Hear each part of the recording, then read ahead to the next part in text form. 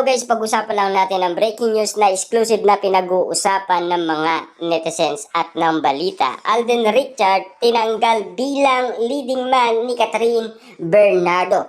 Gaano nga naman kaya guys katotoo ang balita ng balita sa atin na si Alden Richard ay tinanggal na bilang leading man ni Catherine Bernardo. Ibig sabihin nito guys, meron ng leading man na bago si Catherine Bernardo. Kaya naman guys, nabalitaan natin na nag-uusap na daw sina Daniel Padilla at Catherine Bernardo nang dahil ba sa isyong ito na si Alden Richard ay tinanggal na bilang leading man ni Catherine Bernardo. After guys ng successful ng kanilang movie na Hello, Love Again, ganito ang mababalitaan natin na si Alden Richard ay tinanggal bilang leading man ni Catherine Bernardo. Na alam naman natin guys, collaboration lang ang nangyari dahil sa management na dalawang kumpanya na ABS-CBN at ang GMA Network. Gaano nga naman kaya guys katotoo ang bali-balita patungkol umano si Alden Richard ay tinanggal na. Kaya nga naman guys, ang usap-usapan, tumahimik ang Katden at walang ganap. Pero yung napapag-usapan patungkol umano sa award na natatanggap umano ni na Alden Richard at Catherine Bernardo dahil sa tagumpay ng kanilang movie. Pero kita nyo naman guys, no? Pinag-uusapan sina Catherine Bernardo at Alden Richard hanggang ngayon dahil alam naman natin guys, no, kung ano ang nangyari last 2024 dahil patuloy lang silang iniintriga at ini-issue sa social media. Lalo-lalo guys, trending na trending.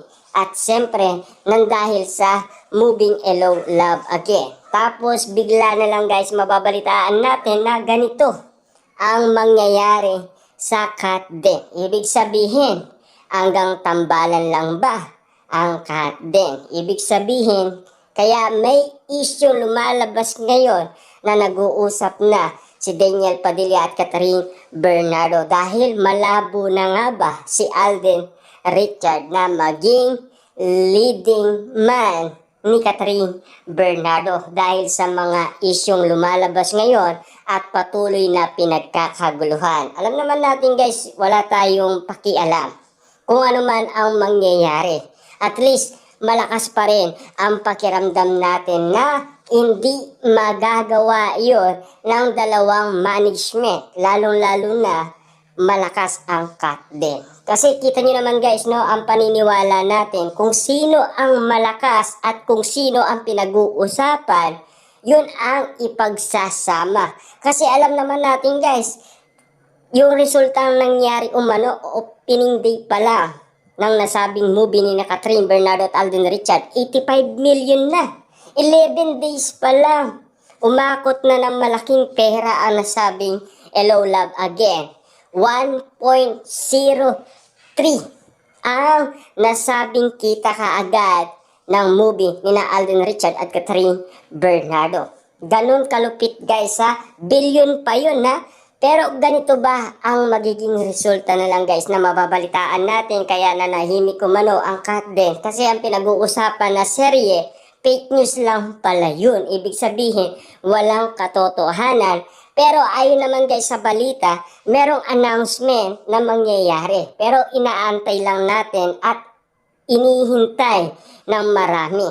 At lalong-lalo na guys, siyempre alam naman natin na abangers tayo at sabik tayo na malaman umano ang mangyayari. Katulad nito guys, meron tayong napapabalitaan na tinanggal na pala si Alden Richard. Pero magagawa ba yan ng dalawang management? Dahil pinag-uusapan si Catherine at Alden Richard na wala na daw project na mangyayari dahil pinalitan na daw si Alden Richard. Tama nga ba ang bali-balita? Or susubok lang sila ng panibagong leading man?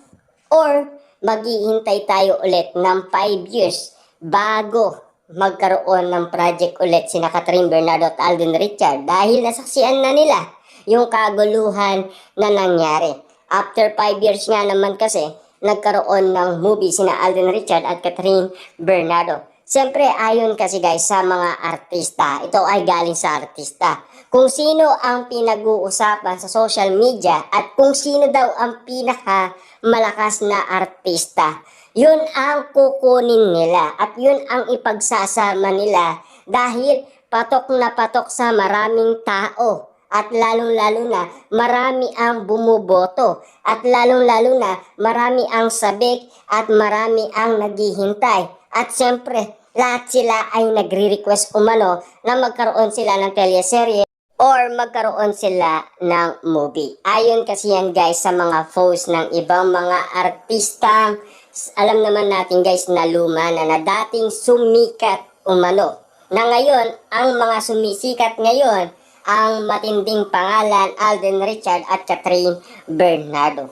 Siyempre guys, alam naman natin, kung tatanggalin si Alden Richard, sinong papalit, 'di ba? Siyempre guys, blind item pa lang ang mga usap-usapan patungkol umano sa leading man ni Catherine Bernardo. Kaya naman guys, pinatner pala si Alden Richard kay Julia Barreto dahil ba papalitan na ni Julia Barreto si Catherine Bernardo or testing lang ang mangyayari. Na alam naman natin guys, baka pinapasikat muna si Julia Barreto ng mga dalawang management kasi umina nga naman kasi guys si Julia Barreto.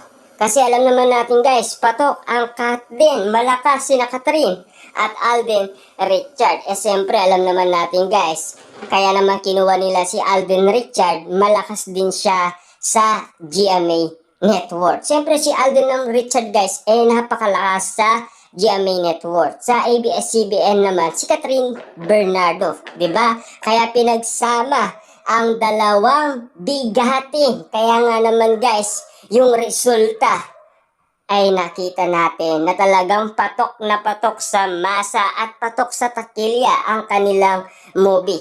Ngayon ganito ang mapapabalitaan natin guys, nakakasad naman. Kasi alam naman natin guys, hindi mangyayari ang ganitong mga haka-haka lang patungkol umano kay Alden Richard at Catherine Bernardo.